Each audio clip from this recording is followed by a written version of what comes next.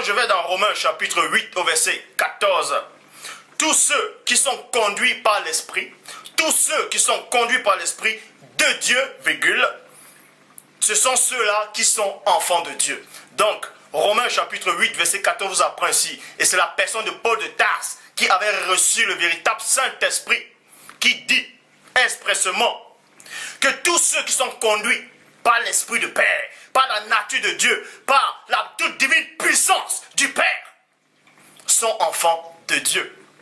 Mais vous allez remarquer une chose, durant l'enseignement, qu'il y a deux sortes d'enfants de Dieu. Oui, je vous le dis. Il y a deux sortes d'enfants de Dieu en parlant des humains, en parlant uniquement des humains. Dans le plan humain, il y a deux sortes d'enfants de Dieu. Vous voyez? Il y a ceux qui sont devenus enfants de Dieu parce qu'ils ont accepté le premier-né, parce qu'ils ont accepté le sacrifice du Fils de Dieu, parce qu'ils ont accepté le sacrifice. Ils sont devenus enfants de Dieu. C'est pour ça qu'il est dit dans Jean chapitre 1 au verset 12. À tous ceux qui l'ont reçu, à ceux qui ont cru à son nom, il les a donné le pouvoir. Donc on vous donne le Saint-Esprit et vous devenez enfants de Dieu. Ça, c'est une catégorie d'enfants de Dieu.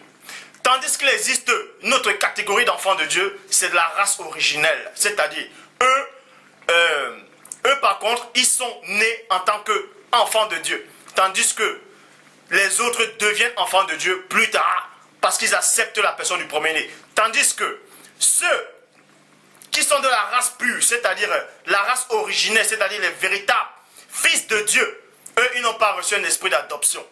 Eux, ils sont nés directement avec l'Esprit du Père. Ils sont nés avec le Saint-Esprit de Dieu. Eux, ils n'ont plus besoin de croire à la mort du premier-né. Ils n'ont plus besoin que le premier-né meure pour eux. Cela est en train de vous scandaliser. Vous êtes en train de chercher des versets actuellement pour essayer de contrer cela. Mais l'Esprit de Dieu va vous démontrer quelque chose.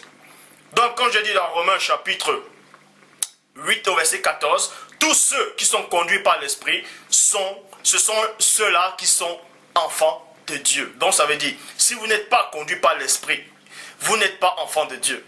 Parce que le même Christ dit dans Jean, que je m'en vais, je vous enverrai l'Esprit, l'Esprit de vérité. Et vous enseignera toutes choses. Et vous annoncera tout ce que je vous ai. Il vous rappellera tout ce que je vous ai annoncé. Ça veut dire que si vous êtes dans l'erreur, vous voyez, si vous êtes dans l'erreur, vous lisez une version des Bibles, vous dites, ah, j'ai compris ça ainsi, l'autre frère est dans l'erreur, vous acceptez le mensonge, vous n'êtes pas conduit par l'Esprit. Aussi simple que ça. Donc, on s'adresse ici premièrement à ceux qui marchent par l'Esprit, à ceux qui sont conduits par l'Esprit. Ce sont ceux-là uniquement qui sont enfants de Dieu. Dans le verset 16, il est dit, l'Esprit lui-même, l'Esprit, c'est-à-dire l'Esprit du Père, lui-même rend témoignage en notre esprit, et non en notre corps, et non en notre âme, mais en notre esprit, que nous sommes enfants de Dieu. Parce que le Père Tout-Puissant, quand il s'adresse, déjà Dieu lui-même ne s'adresse pas directement à un humain. Vous voyez, il ne s'adresse pas directement à un humain. Mais quand Dieu veut s'adresser à ses enfants, il va passer par l'Esprit. Vous voyez, il va passer par l'Esprit. Vous allez me dire que le Saint-Esprit c'est Dieu lui-même. Le Saint-Esprit ce n'est pas Dieu lui-même. Mais bref, je ferai peut-être une autre vidéo sur ça si Dieu le permet. Dieu passera, c'est-à-dire Dieu a déjà, les facettes de Dieu sont déjà dans le Saint-Esprit. Les paroles de Dieu sont déjà manifestées dans le Saint-Esprit. Donc c'est le Saint-Esprit maintenant qui parle de la part de Dieu à votre esprit.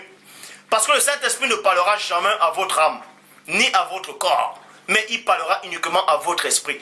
Parce qu'il est esprit, donc il s'adresse à l'esprit. Jean 4, 24, Jean 4, 24, Dieu est esprit. Et c'est pour ça que dans le verset 23, il aussi dit, les jours viendront qui sont déjà arrivés où les vrais adorateurs adoreront le Père. Vous voyez, en esprit et en vérité. Et non avec le corps et non avec l'âme, mais en esprit. Parce que Dieu est esprit, l'esprit vient de Dieu. Donc, si l'esprit de Dieu s'adresse à un humain, il va s'adresser directement à l'esprit humain. C'est pour ça qu'il est dit dans le verset 16 de Romains 8. L'esprit lui-même rend témoignage en notre esprit que nous sommes enfants de Dieu. Pourquoi dans Job chapitre 32 au verset 8 dit ceci? Mais il y a un esprit dans l'homme, virgule. Il y a un esprit dans l'homme.